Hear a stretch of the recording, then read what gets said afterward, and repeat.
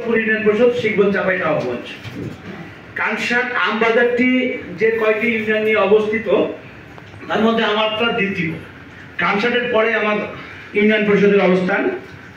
তো স্যার, গতকালকে আমি আম চাষিদের নিয়ে একটু সমাবেশের মতো একটা আলোচনা সভার আয়োজন করেছিলাম। সেখান থেকে কিছু বিষয় উঠে এসেছিল। আসলে স্যার, আজকে আমরা যে বিষয়টি নিয়ে বসেছি, এই সমস্যার সাথে একটাই, আমরা এত আলোচনা করছি, তার মধ্যে কিন্তু সমস্যা কিন্তু একটাই স্যার। সেই সমস্যাটা ইন্ডিকেট করে যদি আমরা কথা বলি, তাহলে আশা করি সমাধানটা খুব সহজেই হয়ে যাবে। এখানে আমার বানেশ্বরের ভাই একটা কথা বলেছেন যে 48 কেজিতে তারা মন নিচ্ছে, অর্থাৎ ওনারা যে সিদ্ধান্ত এখানে গৃহীত হয়েছে, ওনারা কিন্তু স্পষ্ট বলেছেন যে এটা আমরা বাস্তবায়ন করছি না, আমরা 48 কেজিতে মন নিচ্ছি। এটা কেন করছেন আমরা বুঝতে পারছি না। যেহেতু আপনার এখান থেকে সিদ্ধান্ত হয়েছিল, তাহলে এটা তো 40 কেজিতে মন, এটা ওনার নেওয়া উচিত ছিল। আর না নিলেও এখানে বলার মানে আমরা এটা, তবে সত্য বলেছেন উনি। তো আমরা কানসাট আমবাজার আম চাষি করি, আমরা 40 কেজিতে, এটা আমরাও যেমন মেনেছিলাম, আড়তদাররাও মেনে নিয়েছিল। কিন্তু স্যার, সমস্যাটা কোথায়? সমস্যাটা হচ্ছে আড়তদাররা কমিশনটা কোথা থেকে পাবে? তারা যে ব্যবসা পরিচালনা করবে, আম ক্রয় বিক্রয় করবে বা কিনবে, তাদের ঘরে যে ব্যাপারীগুলো আছে, তারা যে আম ক্রয় করবে, তাদের বেনিফিটটা কোথায়, এটা ইন্ডিকেট হচ্ছিল না। তারা নিজেরাও, যেমন বানেশ্বরে বলা হচ্ছে স্যার, যে তারা সমস্ত খরচ ব্যাপারীদের কাছ থেকে নেয়, কিন্তু আমাদের কানসাট আমবাজারে ভিন্ন স্যার, সমস্ত খরচ আম চাষিদের কাছ থেকে নেওয়া হয়। সমস্যাটা স্যার সেই জায়গাতে, আমাদের কানসাট আমবাজারের জন্য। কানসাট আমবাজারের ব্যাপারীরা স্যার হাজার মতো তারা আম কিনতে আসে, তারা আড়তদাররা সমস্ত সুযোগ সুবিধা দেয় ওই ব্যাপারীদের, আর চাপ পড়ে সব আম চাষিদের উপরে। আমি শুধু এইটুকুই বলবো, আম আড়তদারদের অবশ্যই ইনকাম করার সুযোগ দিতে হবে, কিন্তু সেটা কোথা থেকে?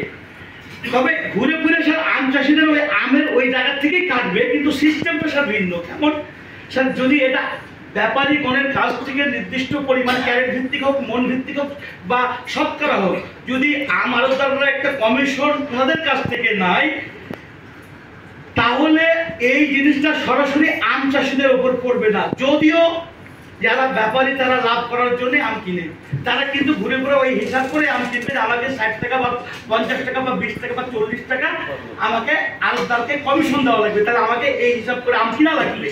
কিন্তু স্যার, যখন ডাইরেক্টলি আম চাষির কাছ থেকে কাটা হচ্ছে, তখন আমরা সাধারণ আম চাষিরা এটা সরাসরি ভুক্তভোগী হচ্ছি বা মাইন্ডেড আমাদের হচ্ছে যে আমাদের কাছ থেকে সমস্ত খরচ কাটা হচ্ছে।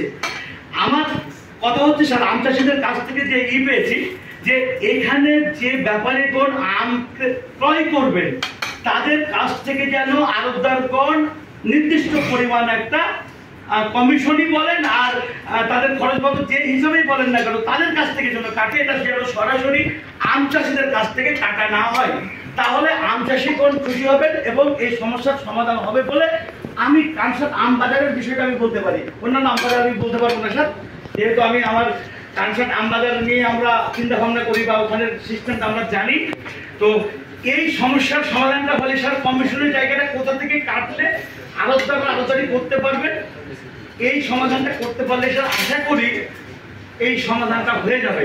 কারণ 40 কেজি তখন স্যার এটা মীমাংসিত, এটা তো স্যার নতুন ভাবে বলার কোনো সুযোগ নাই, তবে বাস্তবায়ন করতে হবে স্যার। কারণ মানুষের 48 কেজি নাই, যদি স্যার ওই ছাপারে যদি 50 কেজি নাই, তাহলে তো স্যার এটা বাস্তবায়ন হলো না।